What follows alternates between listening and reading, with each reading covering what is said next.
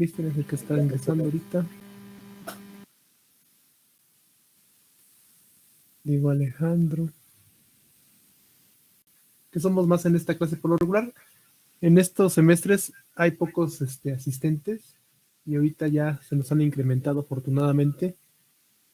Por lo regular tenemos cinco asistentes. Antes se suponía que conforme iban haciendo la tesis íbamos trabajando, pero pues cambió la forma y además ahora ya tenemos más alumnos. Algo estamos haciendo bien o bien mal, como dirían. Pero bueno. A ver, permítame un segundo ahorita.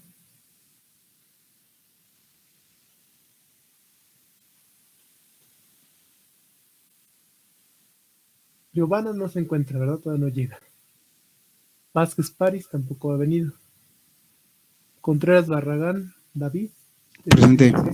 Sí, y que ingresaste, entonces está la asistencia. Manuel también ingresó. Es el primer día que nos acompañas, David. No, Víctor, perdón. Víctor Manuel. No tienes asistencias anteriores.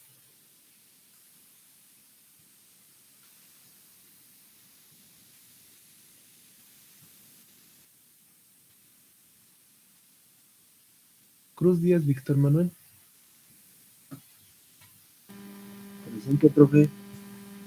Te preguntaba si es el primer día o ya habías entrado antes. No, ya había entrado. Bueno, ahí le pongo otra asistencia. Ana Laura, ¿ya habrá ingresado? No, ¿verdad? Ana Laura todavía no ingresa. Gastelum. Gastelum. No, Gastelum todavía no ingresa. Martínez, Mendoza. Pilar tampoco. Ingresando Ana.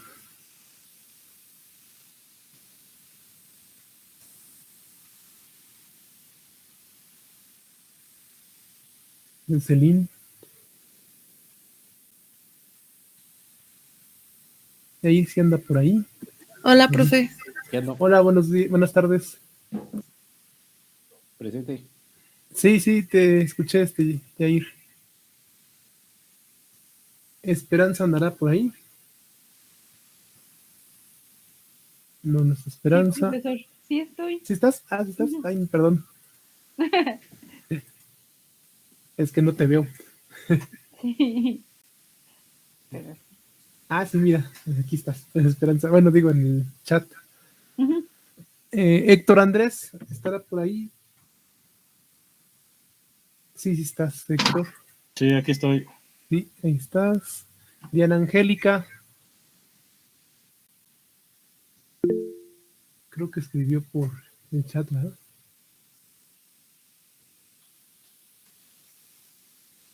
Chispas, ¿dónde dejé el chat?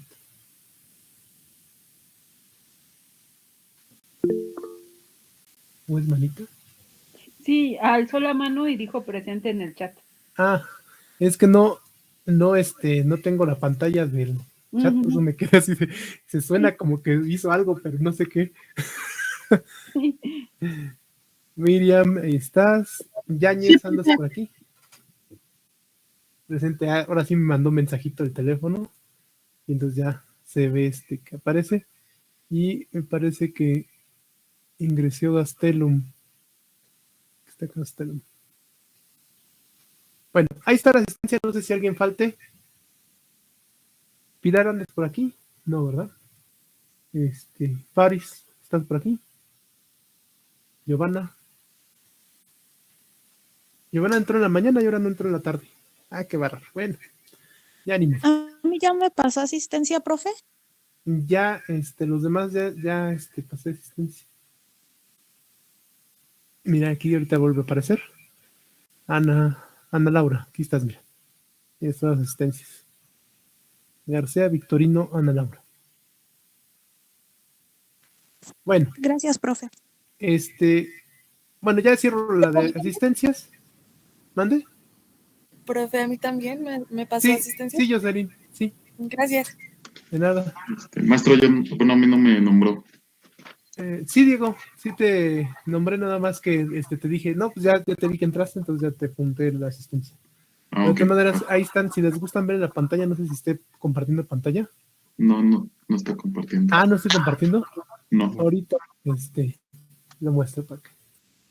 Con razón no me dijeron nada cuando dije, falta alguien, ¿no? Pues quién sabe, ¿no? Es que pensé que tenía la pantalla compartida. A ver, ahí está. Y aquí está la asistencia. Miren, así quedó la asistencia. Ahora sí, a ver si se alcanza a ver. Les digo que nada, me falta Paris, Giovanna, que ahorita no ha entrado. Deben para los demás en asistencia. Esta última, pues ya son los que están ahorita aquí. Que no les he marcado. Esta, acuérdense que 2 días son asíncrona, 2 días son síncrona. En este caso, por cierto, les comento, bueno, algunos no están en normatividad, entonces les comento aquí en proyectos. Tuvo una junta y en esa junta, pues básicamente fue la presentación de una maestra de nuevo ingreso como profesora investigadora. Entonces, van a tener una nueva profesora investigadora. Acaba de ingresar Pilar.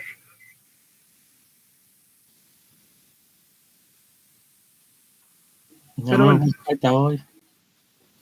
¿Mandé? Yo tengo falta hoy. Es David, ¿no? Prats, ¿no? Prats. ¿Más abajo? Ah, cierto. Ahí está. Ah, bueno, les comentaba, fue la presentación de la profesora investigadora, por si acaso ustedes son de Casa Libertad, pues la academia nada más eran 3 profesores. Como ya saben, como esta materia es de 10º, ya han de saber que hay profesores investigadores y profesores de asignatura. Los profesores de asignatura pues pueden ser variados y cambian cada semestre por lo regular. Yo aquí ya llevo 7 años, casi 8 años dando las clases y las materias. Entonces, bueno, por lo regular vemos qué materias están disponibles, las materias que están disponibles de que algún profesor no las quiere impartir o no las puede impartir, y entonces las sacan a convocatoria y entonces ahí nosotros decidimos por cuál concursar, y pasamos una etapa de entrevistas y demás, y ya nos dicen si ingresamos o no a dar la materia, ¿no? Casi nos dicen un día antes de que empiecen las clases.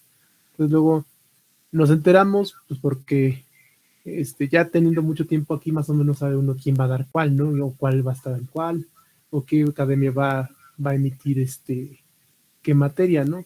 Entonces, básicamente porque tenemos ya muchos años aquí, pero en realidad nos informan oficialmente un día antes de clases, ¿no? Entonces, luego a veces no sabemos ni qué vamos a impartir. Entonces, bueno, esos son los profesores de asignatura, como en mi caso. Y en el caso de los profesores investigadores, son profesores de tiempo completo que atienden la academia. En el caso de Casa Libertad, tenemos para la Academia de Ingeniería en Sistemas Electrónicos y Telecomunicaciones a 3 profesores, o teníamos 3 profesores. Es el profesor Oscar René Valdés Casillas, el profesor Enrique Arandamelo y la profesora Patricia Kong Sirión, creo que se apellida. ¿Sirión o Sirón? Bueno, son los 3 profesores que son profesores de tiempo completo y que los atienden y hacen y conforman lo que se llama en la Academia de Ingeniería en Sistemas Electrónicos y Telecomunicaciones. Hay otra academia que es Ingeniería en Sistemas Electrónicos Industriales, perdón. Y en esa otra academia, pues, son varios más. En este caso, como a mí me contratan ahorita, este semestre me tocó estar nada más con la Academia de Telecomunicaciones. He participado en la de Matemáticas y en la de Física. Pero bueno, para este caso, para Telecomunicaciones, contrataron una nueva profesora investigadora, es decir, una profesora de tiempo completo, la profesora Tejinder Kaur.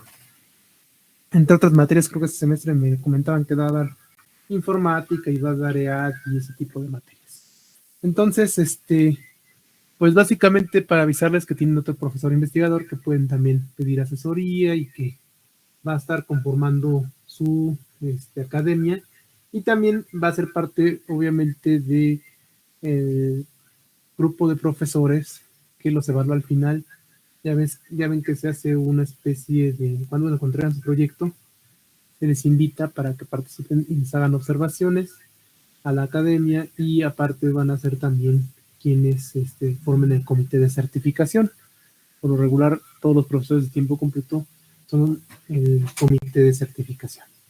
Bueno, más que nada les aviso para que no se preocupen y si se preocupan, pues ni modo.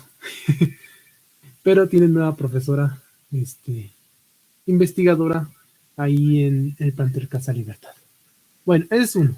Lo segundo que quería tratar con ustedes, bueno, no sé si tengan dudas sobre su profesora.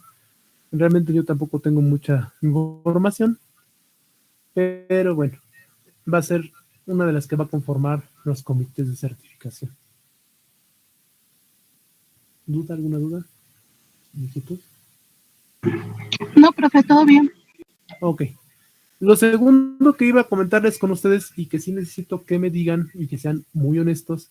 ¿Por qué necesito que sean honestos? Porque lo que requiero básicamente es saber si están trabajando de manera formal.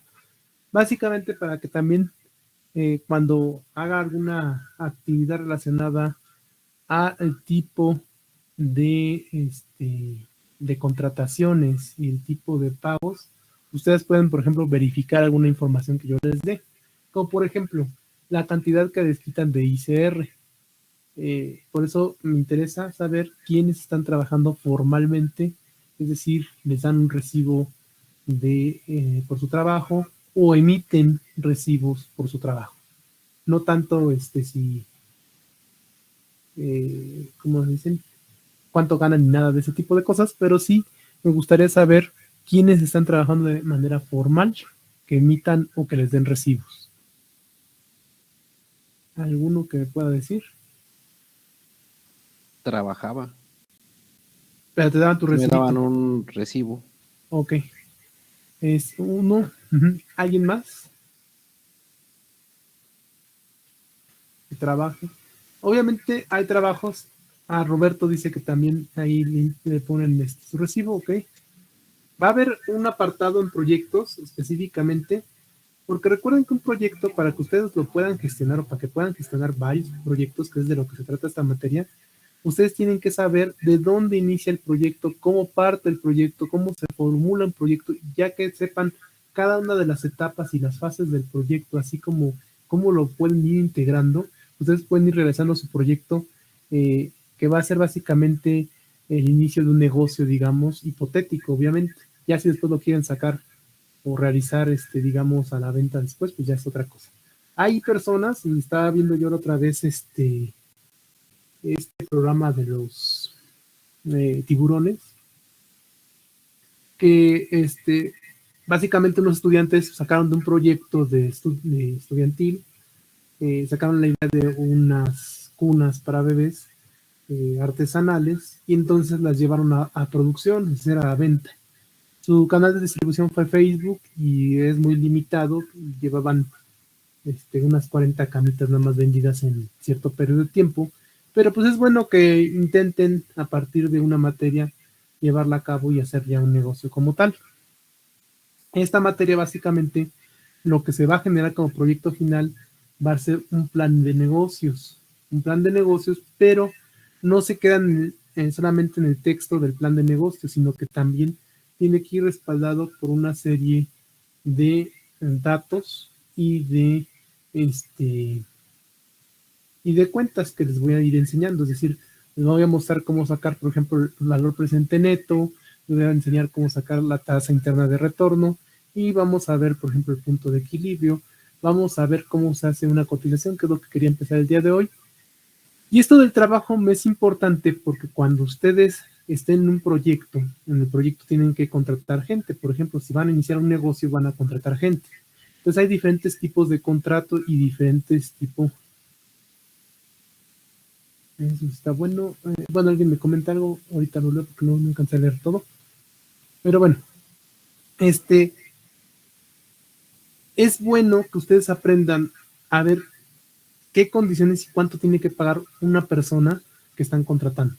Entonces, por ejemplo, el semestre pasado, y estas son mis hojas del semestre pasado, del año pasado, ya no me acuerdo, pero bueno, y realizamos lo que decía uno de sus compañeros, una fuente de voltaje.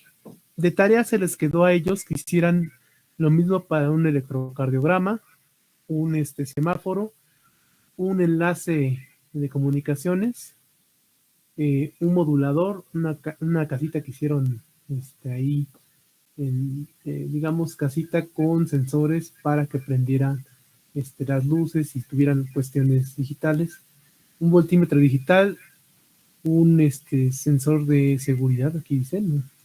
Era un sensor, no me acuerdo de qué era, así que, bueno, esas actividades se les dejaron a ellos y yo lo que me aventé a hacer fue la fuente de voltaje. ¿Qué es lo que hice?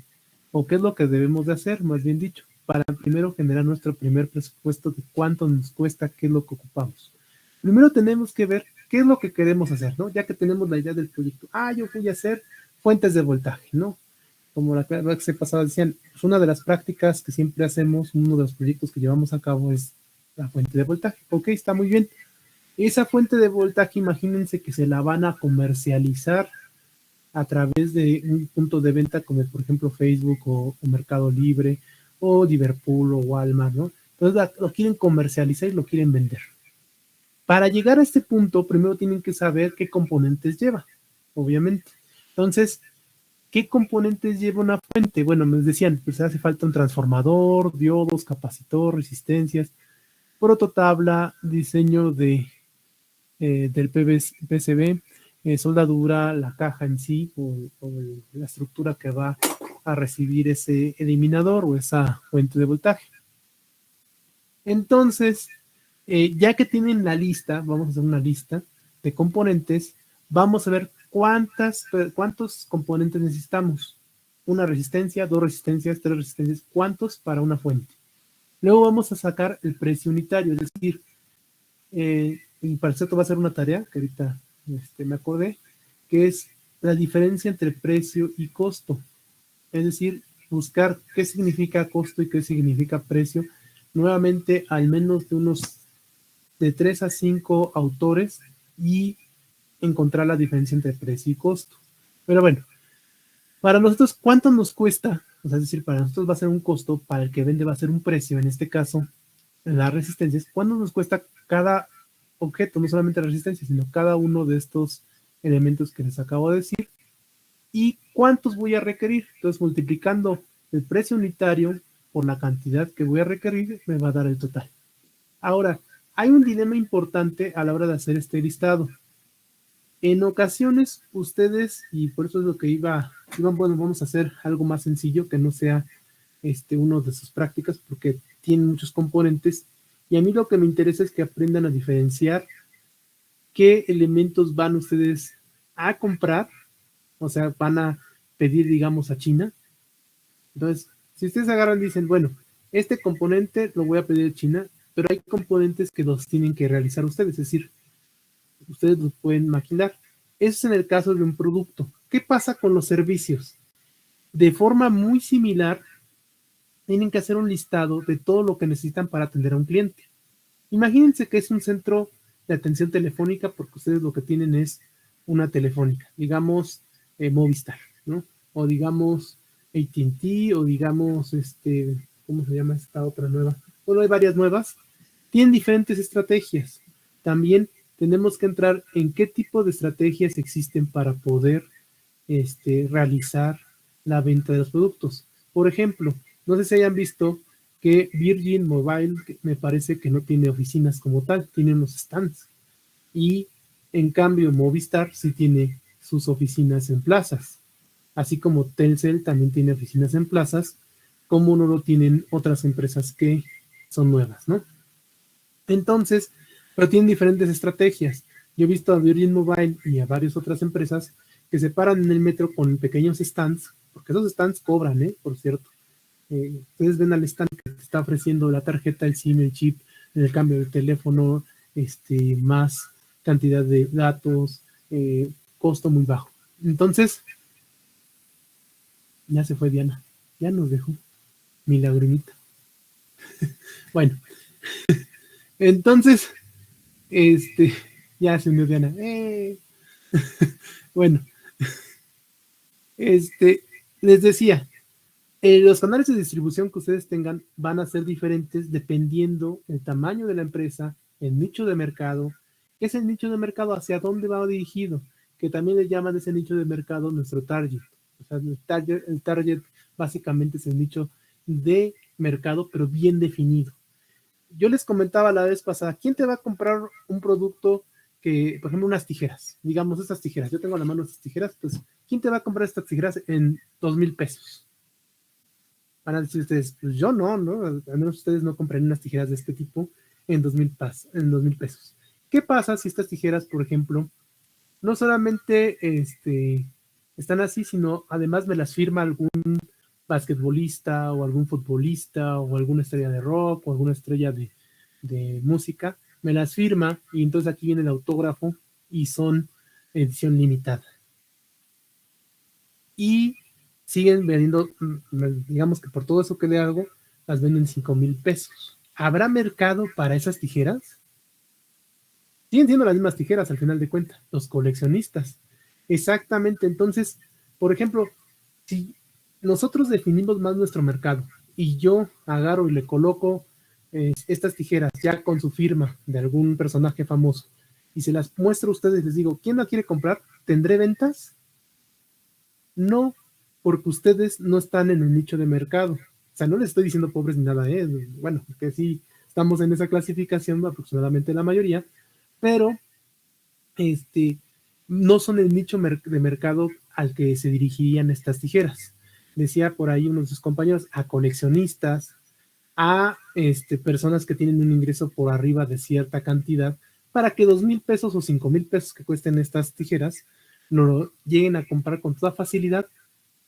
Sí sé que algunos de ustedes, por ejemplo, llegarían a juntar el ahorro si fuera un personaje que a ustedes les super fascina y compran sus tijeras de 5,000 pesos, yo lo sé, pero no es el mercado objetivo. El mercado objetivo es quien tenga la facilidad de comprarla en cualquier momento estas tijeras.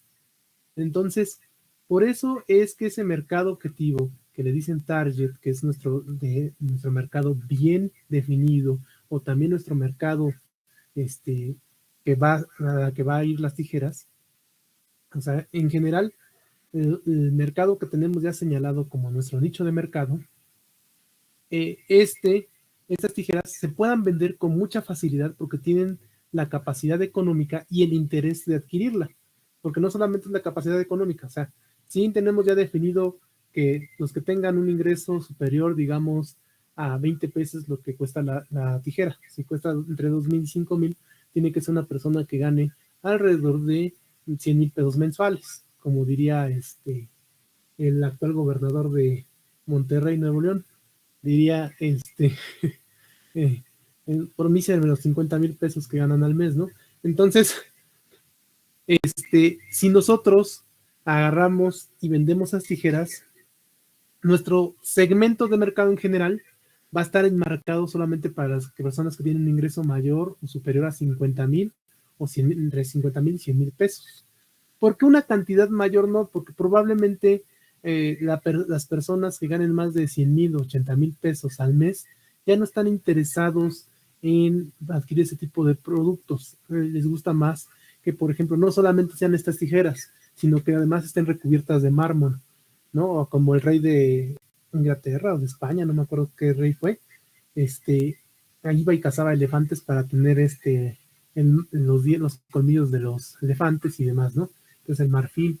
Entonces, estas tijeras pueden estar recubiertas por otro material, entonces ya buscan cuestiones un poquito más suntuosas, incluso recubiertas de oro o de mango de oro o con filo que tenga aleaciones de oro con otros materiales o que sea que corten solas, ¿no? Con tecnología. Depende también nuestro nicho de mercado ya que estemos marcando. O sea, es decir, de forma general, sabemos que la van a comprar personas que tienen fácilmente, las pueden comprar fácilmente personas que ganen o tengan un ingreso entre 50,000 y 100,000 pesos. Es decir, es nuestro mercado. Ahora, para segregarlo un poco más, obviamente no solamente que tengan ese ingreso, sino que además tengan cierta edad, que sean mayores de edad, porque menores de edad por lugar o no tienen el recurso, o a lo mejor no les interesa comprar cosas de colección. Entonces ya ahí estoy delimitando mi mercado. Luego, ¿cómo lo delimito más? Pues muy sencillo. Agarro y digo, bueno, quito todas aquellas personas que no estén interesadas en adquirir productos de que no sean de deportistas o de artistas o de personas populares. Entonces, con eso hago una pequeña, pues elimino todos aquellos que no estén interesados en ese tipo de cosas y que estén en cierto rango de edad. Y con eso ya voy definiendo cada vez mejor mi mercado, pero ese mercado es el nicho de mercado o el target, es decir, a quién específicamente van dirigidas esas tijeras. Si suponemos que es un futbolista o un basquetbolista, pues obviamente elimino todos aquellos que no les gusten el deporte o aquellos que estén muy aficionados, por ejemplo, al básquetbol, ¿no? Y que esas tijeras estén firmadas por Michael Jordan, ¿no? Y cosas así. Entonces, el nicho de mercado es especificar así muy claramente a quién van dirigidas, con qué características tienen las personas que van a adquirir esas tijeras. Para nosotros a lo mejor va a ser un poco complicado y más para ustedes, porque a veces no es tan sencillo verlo. En realidad hay ya psicólogos que se dedican a ver qué colores, por ejemplo, son los más atractivos visualmente para las tijeras y qué personas se sienten más atraídas, por ejemplo, a ese color de tijeras, qué tipo de personas las compran. Entonces los psicólogos se encargan de analizar nuestra conducta en nivel masivo de quienes están interesados por qué cosas. Es por eso que, por ejemplo, la leche por lo regular va en envase blanco, porque están analizados los colores. Los colores que llevan ciertos productos son los colores en los que nosotros sentimos mayor afinidad. Entonces, estamos súper estudiados y a eso le llaman marketing y lo utiliza el marketing, lo que es la psicología de los seres humanos. Y lo que hacen es un estudio a detalle de qué es lo que nosotros nos llama la atención. Entonces, tenemos productos que tienen cierto color, cierta consistencia, porque se nos hacen más amigables para agarrarlos, se nos hacen más atractivos a la vista, entre otras cosas, ¿no? Entonces, es por eso que en los empaques de los productos pues tienen diferentes colores y colores muy específicos para cada producto. Entonces, pues así es como se hace el marketing y es parte de todo esto que vamos a hablar. Bueno, ahorita les dije una descripción muy... Vamos a iniciar con esto. Vamos a hacer nuestra hoja de... Entonces nada más dos trabajan, ¿verdad? Porque también eso es lo que quiero saber, porque si se fijan todo eso está inmiscuido, entonces ahorita vamos a iniciar y solamente dos personas trabajaban de manera formal. Porque vamos a hablar un poquito de cómo va a estar distribuido después de ver los materiales, cuántas personas van a emplear y qué función específica van a tener. Para un proyecto tienen que especificar qué persona va a hacer qué. No como hicieron sus proyectos. Sus proyectos yo entiendo que la hicieron de todos, ¿no? La hicieron de soldadores, la hicieron de jalacablecitos, porque son cables pequeños, o de generadores de las placas fenólicas, o de diseñadores. Entonces, cuando ustedes quieren vender algo, cuando ustedes quieren producir algo ya para venta y que se quiere producir masivamente, ya sea un producto o un servicio, van a requerir de más personal. No lo pueden hacer ustedes solos. Bueno, lo pueden iniciar así porque es una empresa muy pequeña, pero digamos, de manera formal, una empresa pues va a requerir trabajadores. Entonces, esos trabajadores van a requerir cierta contratación. Hay diferentes tipos de contratación, obviamente, dentro de esta introducción que les estoy dando, la contratación más común para los profesionistas a partir de que ustedes se titulen es por honorarios. ¿Qué implica por honorarios? Aquí en México implica que aquella persona que va a entregar su recibo de honorarios es aquella persona que va a tener la carga contributiva, es decir, es aquella que va a hacer cuentas con el fisco, o sea, con el SAT, con el Sistema de Administración Tributaria, o Hacienda, como quieran llamarlo. Entonces, cuando ustedes les digan, yo te pago 50,000 pesos mensuales por honorarios, básicamente les van a pagar alrededor de 30,000 pesos. Si ustedes les dicen, te voy a pagar 20,000 pesos por honorarios, básicamente van a recibir alrededor de 15,000 pesos. ¿Por qué?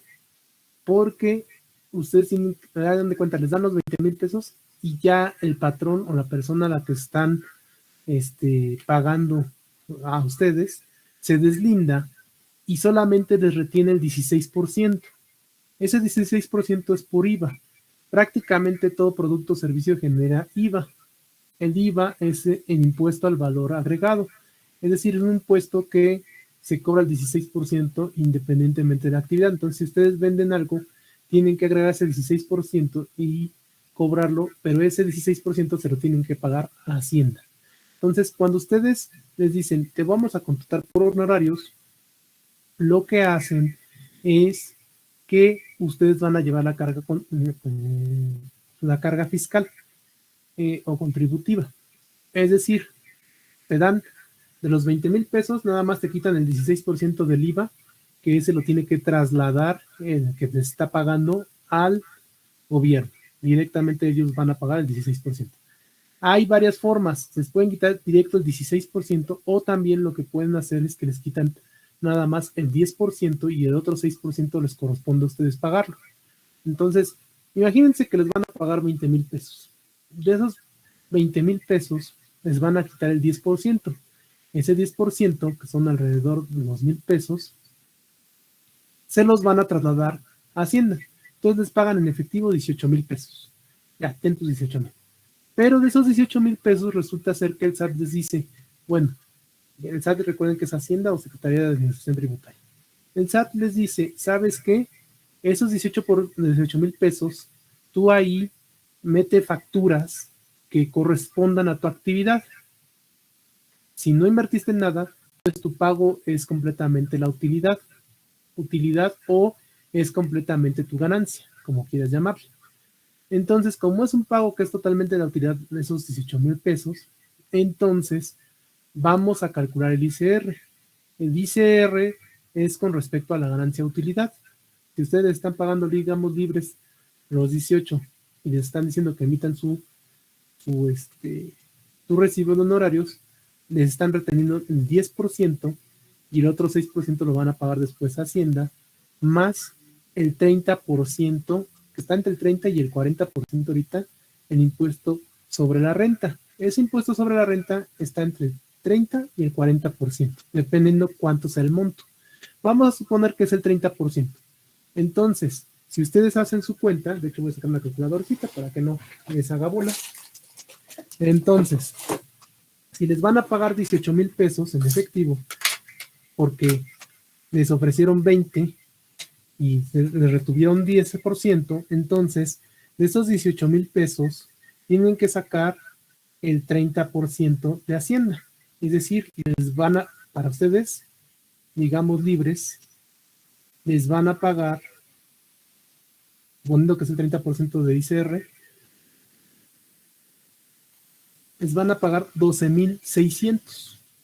Entonces, de esos 20,000, les van a pagar 12,600. Pero resulta ser que de esos 12,600 todavía deben el 6%, porque nada más les retuvieron el 10%. Entonces, esto quiere decir que deben de pagar otros 600 pesos. Entonces, ya libres para ustedes, va a quedar 12,000 pesos. No sé si me entendieron. Fue de forma muy rápida y muy sencilla. Obviamente lo vamos a ver ya con más tablitas y vamos a ver qué ocurre si los pagan por nómina. Por nómina, ustedes no tienen que irse a dar de alta en Hacienda y entonces les dicen por nómina o por sueldos, o pueden ser también sueldo asimilado a salarios o salarios, como quieran llamarlo. El asimilado a salarios lo único que tienen que hacer es una declaración anual. Y si están solamente por salarios y nada más tienen un trabajo, entonces no es necesario que hagan una declaración anual. Para aquellos que tienen más de un trabajo o aquellos que tienen sueldos y salarios y rebasa cierto monto, entonces tienen que hacer una declaración anual. En el caso de sueldos y salarios, el patrón le retiene desde un primer inicio el IVA, el ICR y también ese IVA ICR también pone una parte de las prestaciones. Es decir, el patrón paga una parte de su seguro social, de su pensión, de su vivienda, de etcétera, etcétera. Que por lo regular no es muy funcional y más con las reformas que hubo con Calderón. Con Calderón no sé si saben que ya no se puede uno ni pensionar y que es impagable las deudas de las casas. Pero bueno, gracias a sus reformas, pero bueno, esto no es un anuncio político, entonces vamos a continuar. Entonces, por sueldos y salarios, lo que tenemos es que nosotros, si nos dicen por sueldos y salarios, tenemos que te vamos a pagar de forma bruta 20,000 pesos. Cuando dicen bruta, es que todavía no le quitan los impuestos, todavía no le quitan nada. O sea, es decir, no es lo que les van a dar en efectivo, sino que es el monto que van a percibir con todo y impuestos. Cuando les dicen salario neto, o les vamos a pagar neto 20,000 pesos, quiere decir que les van a dar libres de polvo y paja 20,000 pesos. Ajá. Entonces tengan cuidado a la hora que se contraten, más como profesionistas. Cuando ustedes van por honorarios, ustedes se hacen responsables de su contabilidad. Hay uno de honorarios que es parecido a salarios, es honorarios asimilados a salarios, pero aún así ustedes, parte de la contabilidad la recae en ustedes y tienen la obligación de hacer declaraciones anuales.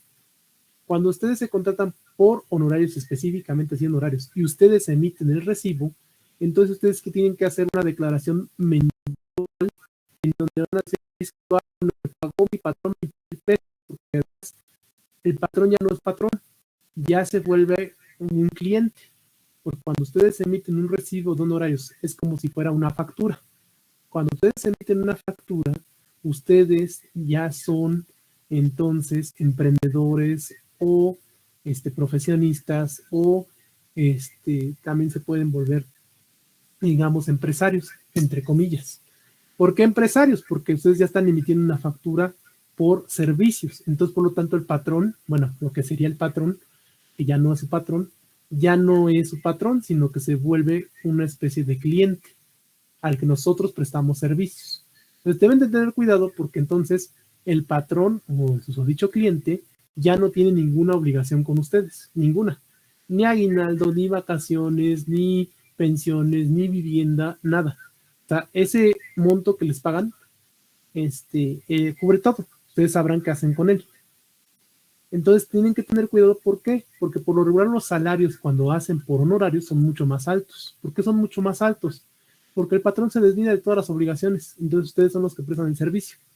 Según dice la ley, y eso lo vamos a ver con más calma, ustedes al contratarse por honorarios, ustedes son sus propios jefes. Es decir, el otro es su cliente. Por lo tanto, entonces ustedes asumen, aparte de todas las responsabilidades, ya el cliente no tiene ninguna obligación con ustedes y además se supone que ustedes gestionan su tiempo. Es decir, se supone que ya no hay oficina, ya no hay horario de entrada, no hay horario de salida. Bueno, es lo que dice la ley. En realidad, cuando ustedes se contratan por honorarios, es una forma en que las empresas y muchas de las empresas evaden la forma de contratar al personal para no pagar todos los impuestos, seguro social y todo lo demás del empleado. Es más, si ese empleado está pagándose por honorarios, ese ya no tiene derecho de antigüedad. Es decir, esa persona, como se vuelve un cliente, el patrón, entonces, por lo tanto, ustedes ya no tienen forma de cobrarle o de pedirle antigüedad, ni aguinaldo, ni nada, ni vacaciones. Porque se supone, está, digamos, entre comillas, se supone que ustedes gestionan su tiempo y en teoría no deberían estar restringidos a un horario. Lo cual no ocurre. Lo que ocurre en la mayoría de consultoras, de empresas, es que los contratan por ese medio para no pagar todos esos acciones de más y además los obligan a cumplir con un horario y los restringen incluso hasta más, porque no solamente eso, sino dicen hasta que se termine el trabajo, no terminas hasta la hora de salida, sino más bien hasta que se termine el trabajo. Ponte la camiseta, ¿no? Cuestiones que son laborales de este tipo caen un poquito en la, digamos, pues no en lo legal, pero en realidad no hay tampoco mucho que hacer legalmente para poder evitarlo. Entonces, bueno, cuando se contraten, entonces tienen que saber, van a decir ustedes, bueno, yo para qué quiero que me paguen el seguro social, las prestaciones y demás, sí se gana mucho más, pero también tengan en cuenta que es mucho más caro por fuera todos sus servicios. Yo nada más les comento eso porque es, digamos, no se compensa el salario adicional que se paga de forma de honorarios con respecto al que se paga de forma de sueldos y salarios. Entonces, son varias cosas. Por ejemplo, prima vacacional no hay. Me dice Diego, permítanme, me dice, me dijo Miriam primero, está bueno porque primero en cuánto cuesta su empresa y en base a ello va a sacar la utilidad de la misma. Sí. Me dice Roberto, coleccionistas, subastas, sí, de la pregunta anterior. Luego me dice Diego Alejandro, ¿qué hay con las contrataciones que hacen empresas por unos meses y al cabo de esos meses te vuelven a contratar? Ese tipo de contratación donde entra en lo que nos está comentando. Ok.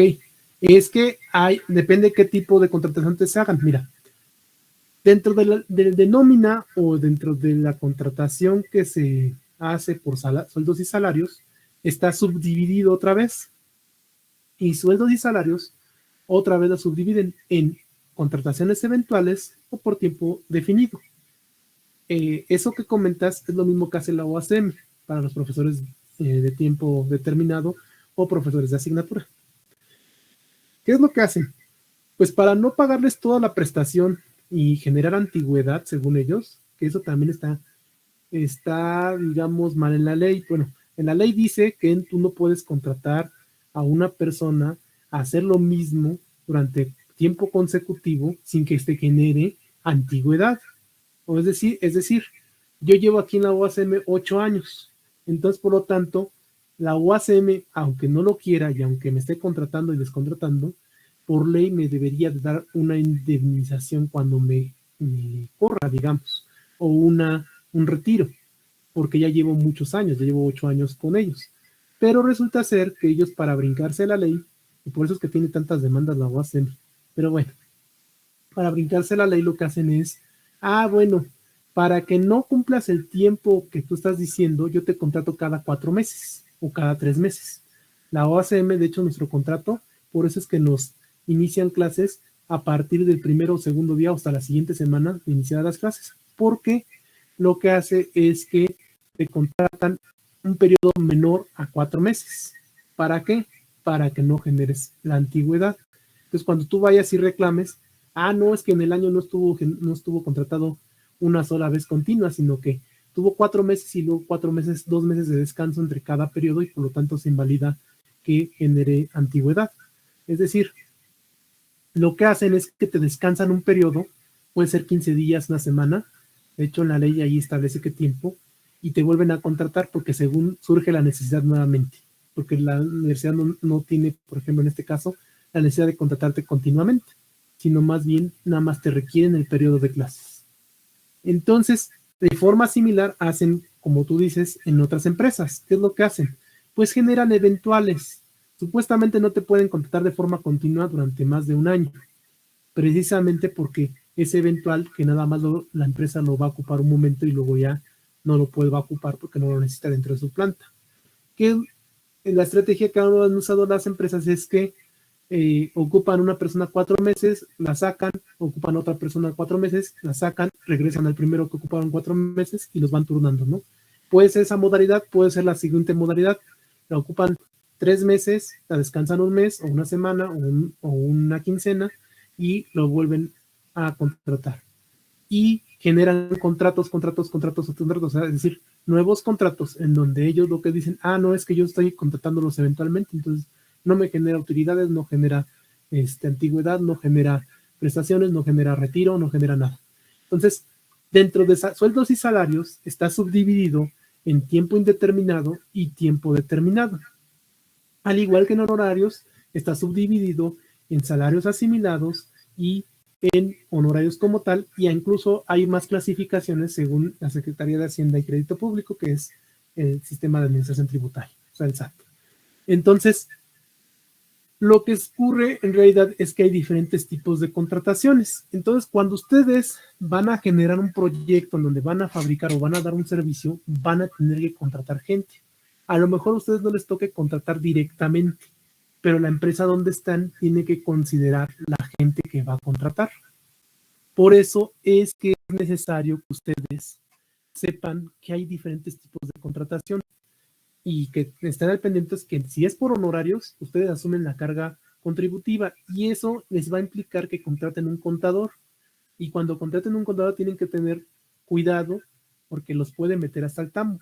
No sé si hayan oído mucha gente que supuestamente defrauda al fisco, pero en realidad el que los defrauda es el contador, se saca una lana, los embarca a ustedes, porque al final de cuentas el que firma las declaraciones son ustedes. Entonces, tienen que tener cuidado en que si se van por honorarios, el contador que asignen o que lleven no les haga tranza. Y si les hace tranza, ustedes vean qué tranza les está haciendo, porque si no, no van a saber ni cómo defenderse. Y entonces les van a decir a Hacienda, pues ¿sabes qué? Me debes tanto.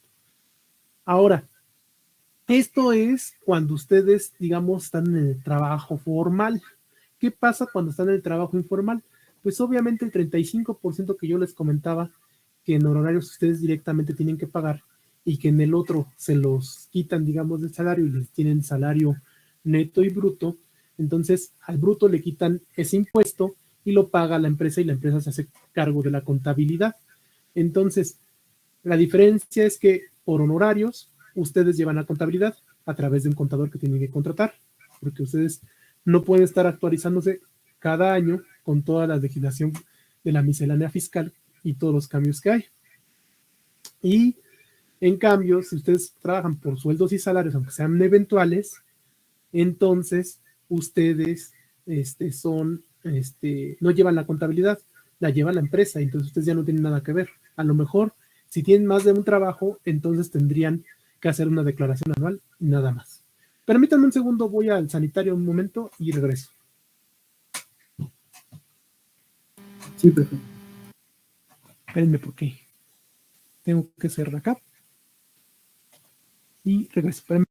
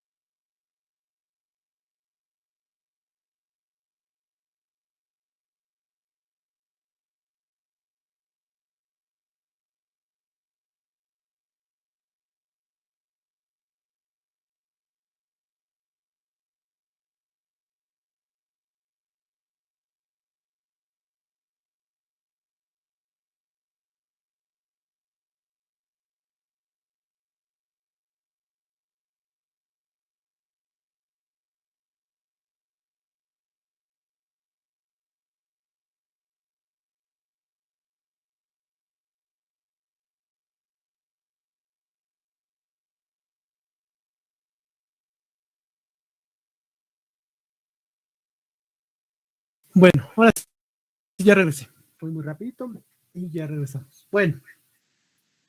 Ay, hijo, me di otra cosa de aquí. Ahí está. Ok. Entonces les decía, tenemos la parte de manera informal.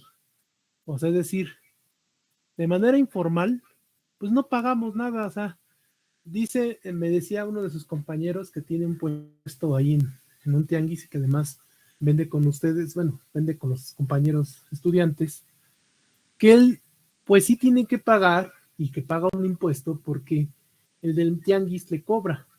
No sé si alguien tenga negocio o tenga un puesto en algún tianguis o su familia, no sé.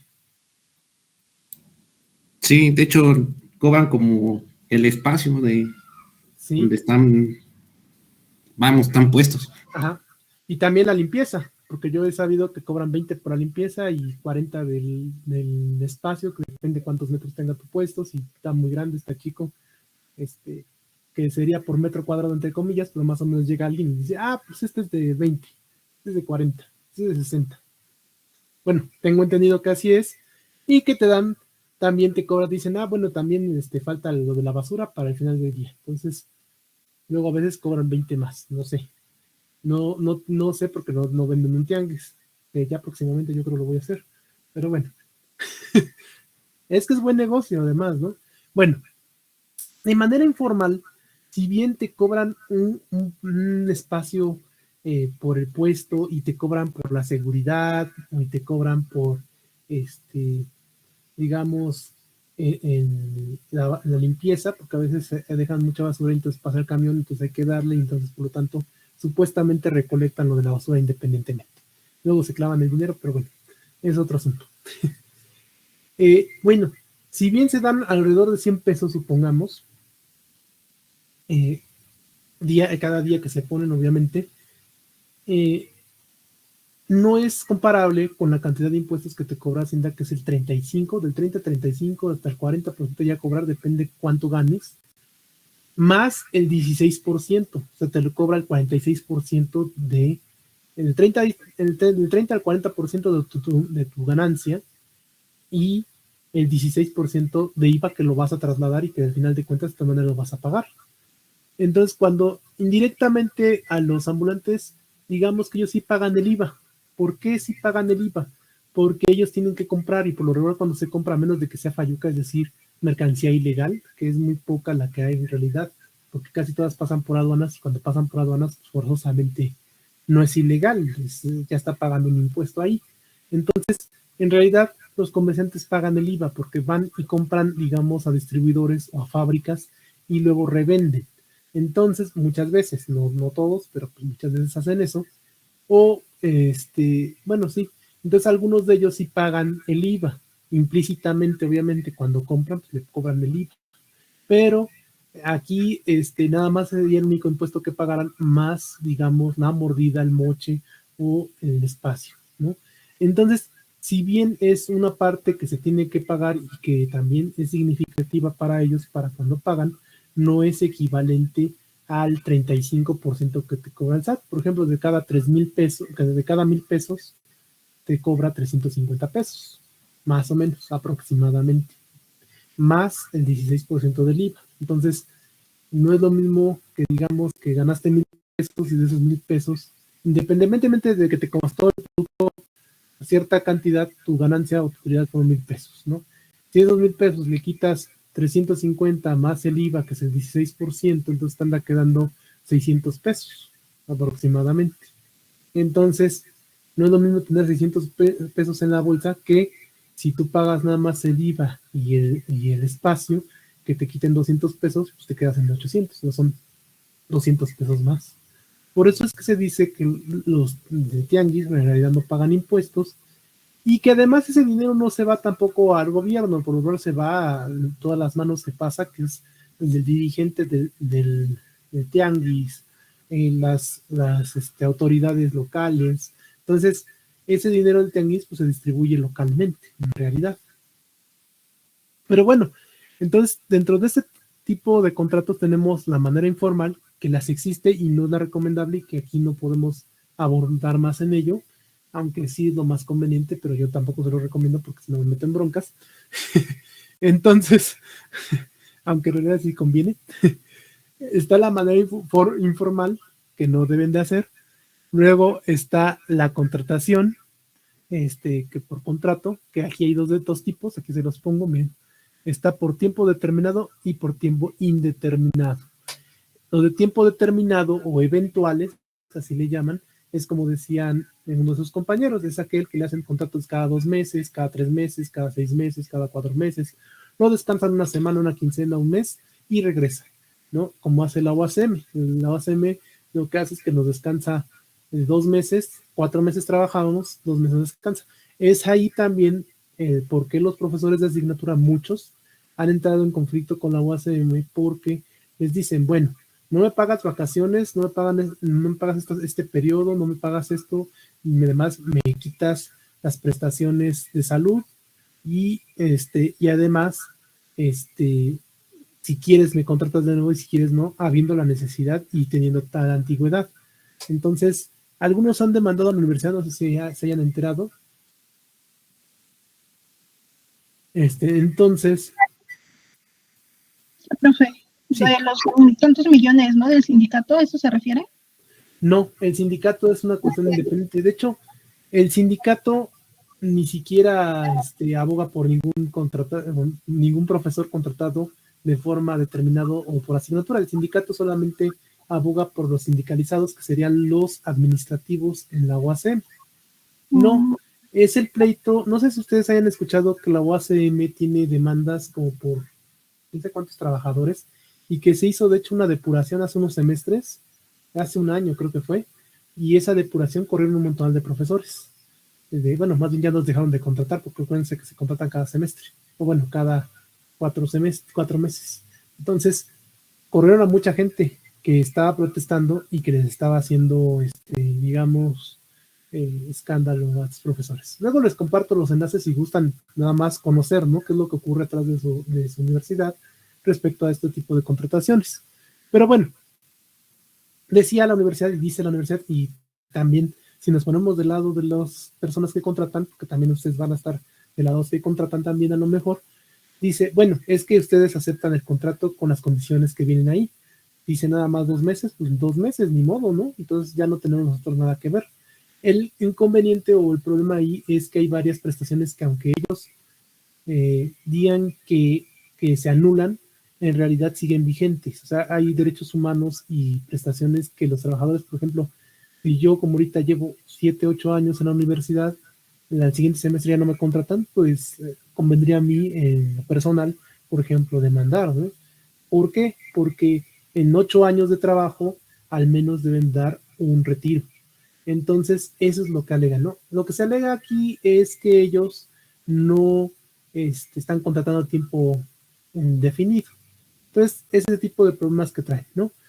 En realidad, pues, la verdad es desgastante. Yo creo que, en mi parecer, conviene más buscar un trabajo mejor remunerado y ya, ¿no? Ahora, el semestre pasado hubo un inconveniente así muy específico que fue que las semanas de certificación no pagaron a los profesores de tiempo indeterminado, es decir, la quincena completa de certificación no la quitaron. ¿Por qué no la quitaron? Porque consideraron que nosotros no hacíamos nada. Entonces, terminaban las clases y ya se cortaba nuestro contrato. Entonces, yo en mis grupos específicamente no entregué actas cualitativas, entregué solamente su calificación y les dije, bueno, yo me hago responsable con la calificación, ya lo demás yo ya no sé. Porque se supone que ya todo el trabajo de certificación lo iban a hacer los profesores investigadores, los cuales nos decían, pues generenos los exámenes. Y nosotros decíamos, pues no, porque 2 semanas no tenemos nosotros contrato, por lo tanto no nos pagan y no es nuestra obligación. Entonces se generaron una serie de conflictos y que después ahorita en el estatuto de personal académico ya menciona que el profesor de asignatura o profesor de tiempo indeterminado tiene que hacer la evaluación, la certificación, apoyar con la certificación y entregar las actas cualitativas, pero pues también eso quiere decir que ese periodo también lo van a pagar. Entonces, el semestre pasado nosotros no lo pagaron, nos cortaron antes, de hecho hasta nos cancelaron los grupos de Classroom exactamente el día que cortaba clases, no después de certificación, ya ves que en certificación se entregaban. Y de hecho, cualquier profesor que les haya pedido el semestre pasado, que fuera de asignatura, algo después del periodo de su contratación, es decir, terminando las clases, ya no tenía ni autoridad y todo lo que haya hecho ya no es válido, porque si les exigió algo les pidió algún examen o algo, se supone que ya no debía de pedirlo, dado que ya no era profesor de la universidad. Entonces, son problemas administrativos que si ustedes como estudiantes agarran y dicen, a ver, después de tal fecha se supone que ya no es mi profesor, entonces por lo tanto él no me puede evaluar, tienen que evaluarlo forzosamente los profesores que están de tiempo completo, es decir, profesores investigadores. Es por esto que pues yo al menos con mi grupo yo les dije, ¿saben qué? Como yo dejo de ser profesor a partir de que termina la clase, porque ahí se termina el contrato y dijeron que la certificación nosotros no estábamos, yo nada más me comprometo a la calificación que les estoy dando y se la respeto. Y veo que se respete, pero ya no puedo pedirles en ese periodo, después de las clases, en el periodo de certificación, nada, porque todo ya estaría fuera de mi función, yo ya no sería profesor, entonces te lo estaré pidiendo a una persona externa, material, o obligando a entregar algo que no corresponde. Todo examen se invalidaría por ese hecho. Entonces, bueno, si ustedes, les digo, insisto, en alguna ocasión les pidieron algún examen, un profesor de asignatura en ese periodo, ustedes podrían fácilmente anularlo, les tendrían que volver a repetir el examen o volver a hacer el examen del semestre pasado, porque en ese periodo, si el profesor de asignatura fue el que se lo realizó y ya no era profesor, entonces ¿quién se los hizo? Es así de sencillo, ¿no? O sea, ya lo está haciendo un externo, ya no pertenece a la comunidad universitaria. Por eso mismo nos retiran hasta incluso el correo institucional. En este semestre sí va integrada la certificación y tiene que ver básicamente con este tipo de problemas que les digo. Porque yo les comentaba a los compañeros, y así como se los expreso a ustedes, les comentaba, y ya ven que me avento menos problemas por andar diciéndoles, pero les digo, es que si no somos profesores no tenemos ni responsabilidad, ni tampoco podemos obligar al alumno, porque entonces ya no tenemos ni la autoridad legal de fungirnos como profesores en el periodo de certificación. Por lo tanto, ya tampoco nos corresponde hacerles los exámenes, ni los proyectos, ni calificarlos, entonces corresponde a la academia. Entonces, bueno, eso fue el semestre pasado. Este semestre, acuérdense que sí cubre hasta el periodo de certificación, y entonces sí estamos contratados hasta ese periodo. ¿Pero por qué cortaron? Pues muy sencillo, es por esto que les estoy diciendo, para que no generen derechos. Si un profesor investigador, de tiempo determinado o una persona trabaja más de cierto tiempo en un lugar, ya sea eventual, le generan derechos. En este caso, por ejemplo, en la universidad nosotros no podemos trabajar más de 18 horas. Hay un tope, porque después de 18 horas nosotros ya podemos exigir derechos. Entonces, para evitarle ese bronca a la universidad, lo que hace es que dice, el profesor nada más puede tener 18 horas frente a grupo. No sé si al que preguntó de los eventuales también le limiten la hora de trabajo. Les digan, tú solamente va a ser de medio tiempo, pero nada más por 3 meses. Y luego te renovamos el contrato. Y luego te cambiamos el contrato de vez. Y luego tienes que rolar turno. O sea, te cambiamos el contrato, pero rolas turno. Pero bueno, ese tipo de cosas son argucias legales para no contratarlos por tiempo indeterminado, es decir, de base, y sean eventuales, y no sea realmente un eventual. Un eventual definido como tal es aquel que solamente lo ocupas una vez al año, máximo 2, y ya no lo vuelves a ocupar. En teoría, se supone que aquellos que nada más trabajan 2 veces y ya no vuelves a ocupar, serían profesionales eventuales o personas que necesitaste nada más por cuestión de proyecto o por cuestión como hacen en las construcciones. Una persona la contratan, digamos, 8 meses, pero pues nada más por el evento específico de construir un edificio, pero ya no la vuelves a contratar porque ya no es de utilidad, porque ya no tienes que construir otro edificio, supongamos, ¿no? Entonces, ese tipo de contrataciones de eventualidad se permite y se puede realizar y se puede ver que sí se puede hacer, pero hay limitantes. Entonces las limitantes que tienen ellos es de tiempo. Si supuestamente tardan más tiempo como eventuales, pues ya generan derechos, y entonces por lo tanto les restringen luego con un contrato, o los descansan una semana, los descansan 15 días o los descansan un mes. Esos son las personas por contrato o por salarios por tiempo determinado, pero que son eventuales. Y hay varias cuestiones. O sea, si estás contratado por salarios y eres eventual, no tienes antigüedad y tienes menos derechos que aquellos que están contratados por salarios y que son continuos. Porque básicamente ahí te están quitando la antigüedad y entonces, por lo tanto, ciertas cotizaciones. Y también tu retiro de la empresa. Es lo que te quitan cuando eres eventual, pero por salarios. Tienes ciertos derechos como eventual, pero por salarios, como el aguinaldo, la prima vacacional, las utilidades correspondientes al periodo que trabajaste, que van a ser proporcionales al tiempo que tengas, sean un mes, 2 meses, 3 meses. Recordando que cada que ves que te renuevan contrato, te cambian de contrato, pues ya es una contratación nueva, por lo tanto son diferentes utilidades supuestamente, ¿no? Y son menos. En cambio, por contrato ya en el tiempo indeterminado, pues tienes días económicos, incapacidades, incremento al salario según el sindicato, y el sindicato lo que está peleando es esto, que los contratos que son por salarios de personal administrativo son indeterminados, pero que cada año se incremente proporcional o más o arriba de la inflación. ¿Qué quiere decir esto? Cada año el peso pierde valor por cuestiones de inflación. Entonces, por ejemplo, el año pasado te costaba, digamos, 10 pesos la tortilla y este año ya te cuesta 15 pesos. Entonces, tuvo esa inflación y por lo tanto el salario debe compensar esa inflación, por lo tanto debe de incrementarse igual o más que la inflación.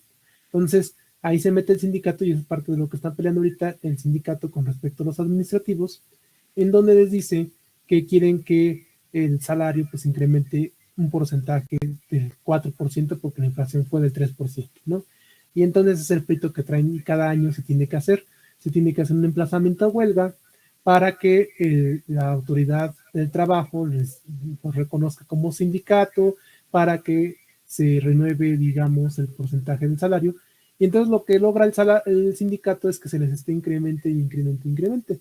De hecho, por eso el profesor investigador ha subido tanto de salario, y porque todas esas prestaciones las ponen parejas para administrativos y para profesores investigadores, que son prestaciones que gana el sindicato. Nada más ellos, digamos, tienen esos beneficios.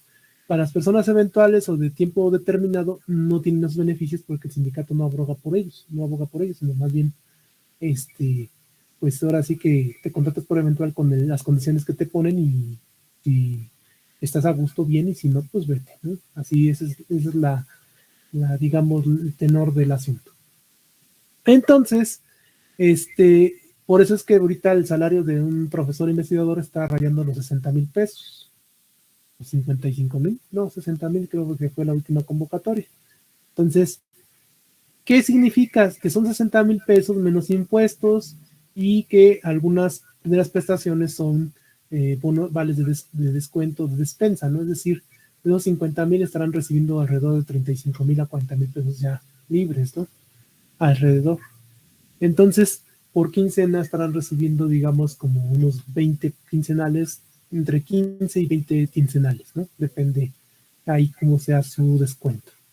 Entonces, es básicamente 20,000 pesos o a 15,000 pesos quincenales, es decir, entre 30 y 40,000 pesos quincenales, mensuales, que diga, es lo que reciben los profesores investigadores. Y es por eso que también yo les recomiendo mucho que nos estén molestando en cuanto a que les den asesorías, que les guíen bien en su tesis, que por cierto también hemos platicado quién ya lleva tesis y quién ya tiene tema de tesis, porque esta es una materia de décimo y tenemos que hablar sobre quién tiene temas de tesis. Pero bueno, yo les insisto que los ocupen, a los profesores investigadores tienen la responsabilidad, obviamente, de forma amable. No vayan a salir con que van y les dicen, como una ocasión me llegaron a decir a mí, usted tiene la obligación de atenderme porque por eso se contrata como profesor y usted tiene que atenderme porque aunque yo llegue tarde me vale, ¿no? Así me dijeron, ¿no? Y entonces, básicamente, yo entonces le dije, bueno, pues tengo que restringir el horario de ingreso a mi clase porque pues creo que no es la forma de pedir las cosas y pues van a tener que afectarse todo el grupo porque por estar recibiéndolos tarde y tener esa atención con mis alumnos, pues tengo que poner restricciones en la clase, ¿no? Y entonces lo que yo hice es que ya no recibía personas después de los 15 minutos en cada. Bueno, eso fue hace mucho tiempo. pero son lecciones, ¿no? O sea, al final de cuentas uno trata de ayudarlos, pero pues también hay formas de pedir las cosas, ¿no? Obviamente no van a llegar y decirle al profesor investigador, sabe que usted tiene la obligación y me la tiene que dar y no sé qué, ¿no? No, yo creo que de forma amable sí solicitarles que los apoyen en sus tesis, solicitarles que por favor los ayuden en sus trabajos, que les expliquen, porque al final de cuentas sí es su obligación, pero no hay como que les lo pidan de forma amable, ¿no? Y no exigiendo, porque entonces si no, hasta ellos se enojan y tienen razón en ese aspecto. Aunque sí es su obligación, ¿eh? Eso sí, ojo, no estoy quitando del dedo del renglón, que es obligación de los profesores e investigadores es atenderlos, tanto para tesis, asesorías y otras cosas. Y ustedes tienen ese derecho como estudiantes, entonces vayan, pregúntenles, díganles, llévense bien con ellos y vean qué tipo de información les pueden ayudar, para dónde los van guiando. ¿Alguien tiene tema de tesis antes de que continúe?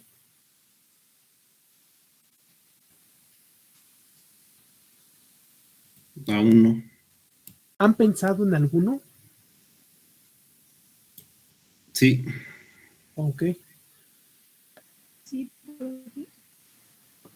pues traten. No se escuchó.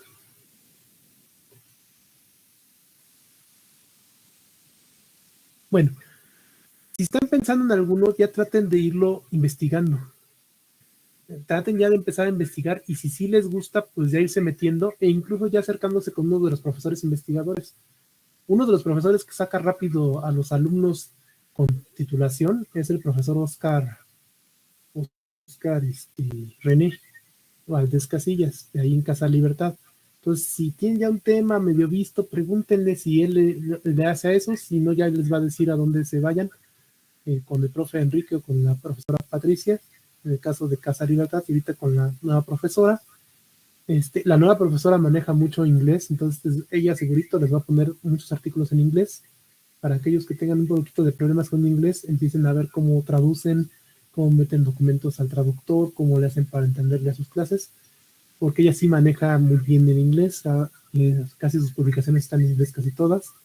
Ella es especialista creo que en microondas, entonces bueno, no sé cómo trabaje el tema de los tutelos para tesis. Entonces, si tienen previsto ya alguna, tienen idea de alguna, para que se los puedan definir mejor, vayan y acérquense con un profesor, mándenle un correíto al profesor Oscar, bueno, yo le recomiendo al profesor Oscar porque lo saca rápido. Si su idea es terminar rápido, yo creo que sería bueno que se acerque con un profesor Oscar.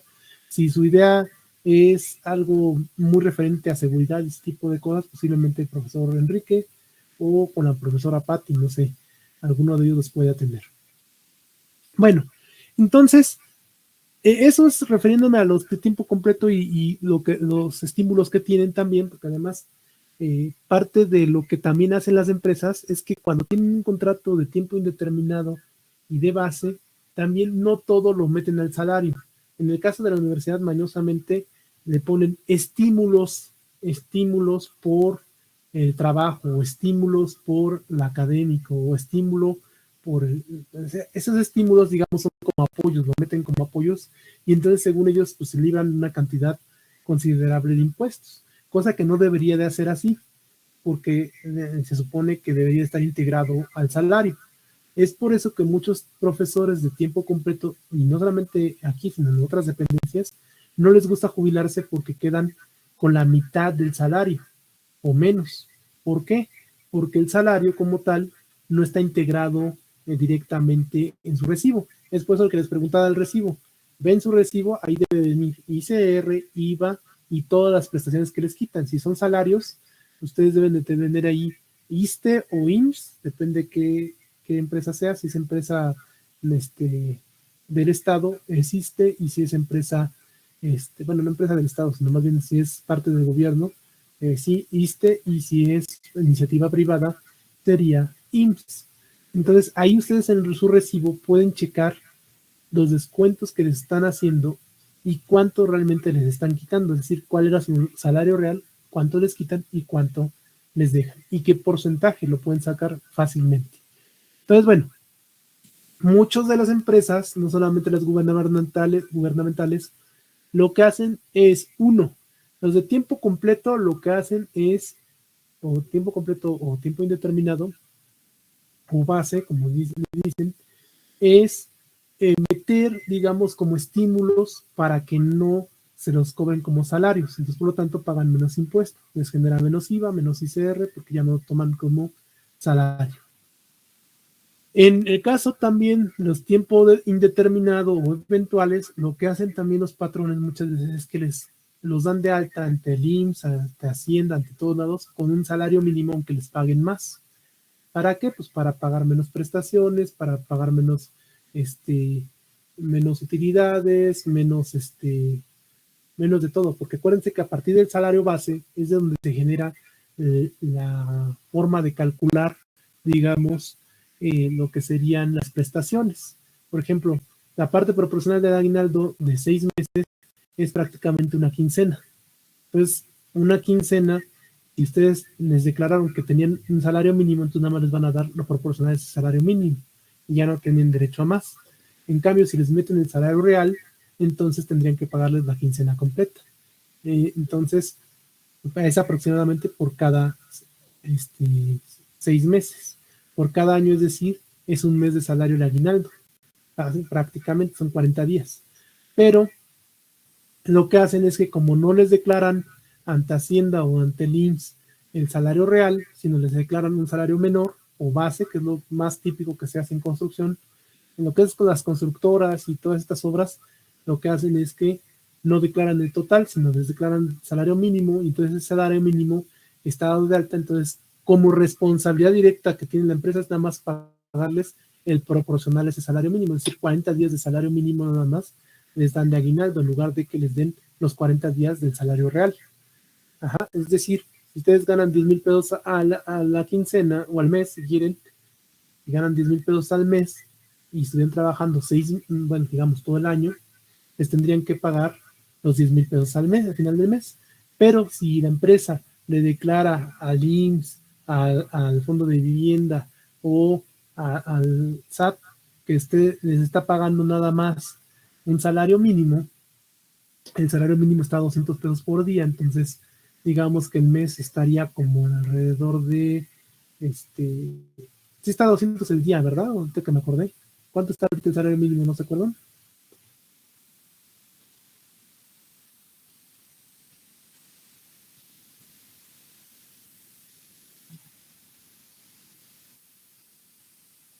¿No saben cuánto está el salario mínimo? Bueno, vamos a suponer que están 200 pesos. No, 200 es mucho. Es mucho, 200. Sí, 100 pesos vamos a poner. Digamos que están pagando 100 pesos el salario mínimo, bueno, reportan 100 pesos diarios, ¿no? Entonces, por los 30 días serían 3,000 pesos, es decir, 3,000 pesos al mes es lo que deberían de estarles pagando, pero es lo que reportan ellos, aunque en realidad se reciban 10,000 pesos, supongamos. Entonces, si una empresa, y es lo más común y más en el área de construcción, una empresa reporta, obviamente es ilegal, pero lo hacen y ocurre. O sea, en México todo esto que les estoy diciendo, muchas cosas son ilegales en cuanto a la forma de los derechos del trabajador, y muchas veces pierden el pleito porque no hay forma de comprobarles, porque la empresa agarra y dice, no, pues yo el trabajador lo tengo por salario mínimo, o bueno, por 100 pesos al día. Entonces, la empresa dice, pues como los tengo por 100 pesos al día, su aguinaldo, digamos, que es un mes completo, son 3,000 pesos, y ya, al final del año te dan 3,000 pesos, siendo que mensualmente les toca 10,000 pesos o les paga 10,000 pesos.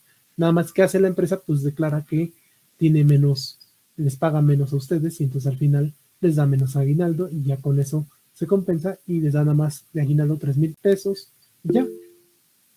141 por día, miren. Sí, no lo he buscado. De hecho, como cada semestre lo veo, vemos también la parte de salarios mínimos. Hay una tabla de salarios mínimos y una tabla de salarios estimados y salarios, le llaman propuestos para diferentes actividades. La vamos a consultar cuando ya estemos haciendo lo del proyecto. Es decir, cuando estén haciendo ustedes ya el proyecto, que ahorita ya no tratan de arrancar, vayan pensando qué proyecto van a hacer. Insisto, tiene que ser de telecomunicaciones, puede ser hacer, por ejemplo, un teléfono, hacer un enlace, realizar una empresa de cable, realizar una empresa de multimedios, una empresa de almacenamiento en la nube, una empresa de seguridad de redes, una empresa, o sea, la idea es que inicien un negocio, digamos, ¿no? Va a ser hipotético, no van a iniciarlo ni tampoco van a invertir el dinero, pero van a hacer el estudio y todo lo relacionado a eso. Depende qué área les guste específicamente de las telecomunicaciones. Bueno, que de hecho ya deben de ir pensándole porque si no, les ganan los tiempos. Bueno, nos dice nuestro compañero entonces 141 pesos, vamos a suponer que 100 pesos, ¿no? O sea, ahorita nada más es para ejemplificar lo que hacen. O sea, lo que hacen es, y programan los eventuales y en las empresas constructoras es que a todos los MAIs y a toda la gente la ponen, lo darán de alta al IMSS, al ISSSTE y a todos lados, al IMSS y a Hacienda, que tienen el salario mínimo. Y en realidad no les pagan salario mínimo, les pagan más para que esté la gente ahí, porque si no, la gente también tiende a buscar donde les paguen mejor. Entonces lo que hacen es que les pagan, digamos, 10,000 pesos al mes, vamos a suponer, y los dan de alta con el salario mínimo. Con eso, pues cubren lo básico y esencial para ustedes, pero también ahí el problema es que aguinaldo, prima, reparto de utilidades, todo lo que tenga que ver con sus prestaciones, pues se van al mínimo inmediatamente y pues eso es lo que quiere el patrón para no pagar más. Entonces, ojo con todo ese tipo de contrataciones. Se hace, no es legal, pero lo hacen en México. ¿Por qué? No sé. Bueno, sí sé, para no pagar tanto. Porque en realidad, pues la carga contributiva se va a un pequeño grupo y es muy alta, porque es, como yo les decía, el 30% de las utilidades, el 30 al 40% de las utilidades, básicamente es lo que se cobra de ICR, que es el impuesto sobre la renta, y el 16% de IVA que lo tienen que trasladar al cliente final. Entonces, alrededor del 46%, digamos, de impuestos, pues no es tan conveniente, y ahorita lo vamos a ver cuando ya vayamos haciendo los análisis. Ahorita les estoy dando, digamos, una introducción a esta parte de cómo se contratan y qué tipos, por ejemplo, de prestaciones tienen. También les voy a subir un documento sobre prestaciones, que ahorita no me acuerdo dónde lo dejé, tipos de contratos y derechos del trabajador, que es todo un rubro sobre proyectos. ¿Por qué es importante saber sobre cómo contratarlos y por qué es importante saber cuánto cuestan las cosas? Pues todo esto tiene que ver con el proyecto y tiene que ver con la gestión de proyectos. Ustedes no van a saber si está bien calculado un proyecto si no saben qué tipo de contratación tiene cada uno de los empleados, cuántos trabajadores van a tener, qué materiales van a usar, qué tiempo va a realizarse el proyecto. Entonces, por eso es importante que sepan qué tipo de contrataciones es. Tampoco se trata de que se conviertan en contadores, pero al menos tengan nociones de qué tipo de contrataciones hay y cómo los pueden llevar al baile. Es muy fácil porque ya sea como empleados o como empleadores. Recuerden que pueden estar en ambas situaciones. Como empleados, si ustedes deciden contratarse, ya sea por honorarios, o si son ustedes empresarios o emprendedores, pues si deciden contratar a alguien, cuáles son las prácticas más comunes y no correctas en el comercio. Ahora, también estaba esta parte de las empresas que subcontrataban, el outsourcing famoso, que el outsourcing ya se ha desvirtuado tanto que en realidad tenemos diferentes formas de contratación que todas son subcontrataciones, que en realidad es como si tuvieran eventuales, pero con honorarios, ¿no? Y no solamente eso, sino que a la empresa subcontratante les quita una parte de su dinero. Es decir, si ustedes van a una empresa que los coloca, digamos, en algún puesto, esa empresa les va a cobrar un porcentaje de lo que ganan por cierto tiempo a la empresa, y entonces, de ahí, ¿de dónde sale? Pues de su salario. Entonces, hay una serie de manejos que tampoco son, algunos son legales y algunos son inmorales, como diría el presidente, y eso tiene razón. Algunos son inmorales más que ilegales, porque obviamente pues se protegen. Por ejemplo, eso de declararles el salario mínimo, pues se protegen diciendo, pues sí lo tengo dado de alta en Hacienda, en el SAT y en el IMSS. Entonces los tengo dado de alta si les pago sus prestaciones. Lo que no dicen es que no les pagan completas las prestaciones, sino les pagan un porcentaje, ¿no? Entonces, siempre van a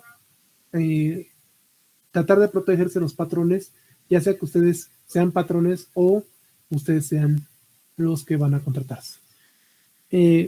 Bueno, también no se trata de juzgar, sino más bien de entender qué es lo que pasa en la realidad. ¿Por qué? Porque pues se ocurre y nosotros tenemos que ver qué tipo de contratación de forma legal, legítima se va a hacer y cuántos trabajadores vamos a ocupar. Por ejemplo, como aquí veíamos, era una fuente y teníamos que ver cuántas personas tendríamos que ocupar.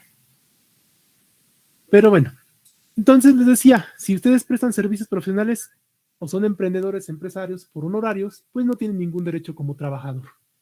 Si son honorarios asimilados a salarios, siguen sin ningún derecho, pero la contabilidad la lleva el patrón o el contratante, que ya no es patrón. Recuerden que eso ya se vuelve una relación cliente profesionista o cliente empresario. ¿Dudas hasta aquí sobre tipos de contrataciones? No. Ok. No, profe. Vamos a ver qué ya son, las 4:02:30. Ya va a terminar, entonces tengo un minuto. Entonces, bueno, la siguiente clase vamos a seguir con el tema de hacer este desglose, pero en lugar de una fuente de voltaje, les voy a presentar algún objeto más sencillo, porque lo que yo no quiero es que se hagan bolas con todos los materiales y luego no sepamos hacia dónde nos vamos. Porque yo veo que luego se confunden al utilizar muchas cosas. Por ejemplo, en este caso, nosotros sacamos la lista de materiales y se fijan es transformadores, diodos, capacitor, resistencia, proto o diseño de PCB, soldadura, caja. Luego sacamos qué herramientas vamos a ocupar, cautín, multímetro, pinzas, corte, soldadura. Luego sacamos qué equipo vamos a ocupar, mesa de trabajo, banco, uniforme, estantes, pulsera antiestática, otro tipo de guantes, extensión de multicontactos, otros gastos, energía eléctrica, el espacio, la renta del local.